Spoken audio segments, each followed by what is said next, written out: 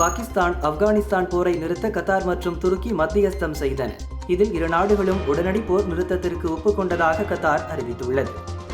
உக்ரைனுக்கு டோமாஹாக் ஏவுகணைகளை வழங்க அமெரிக்க அதிபர் ட்ரம்ப் தயக்கம் காட்டுவதாக தகவல்கள் வெளியாகியுள்ளன. தவிக தலைவர் விஜய் அதிமுகவுடன் கூட்டணி அமைத்தாலும் பழனிசாமி தான் முதல்வர் வேட்பாளர் என நடிகை கௌதமி கூறினார். நெல்லை, தென்காசி, கன்னியாகுமரி, விருதுநகர், தேனி ஆகிய மாவட்டங்களில் மிக கனமழை பெய்யும் என்பதால் இன்று ஆரஞ்சு அலர்ட் விடுக்கப்பட்டுள்ளது.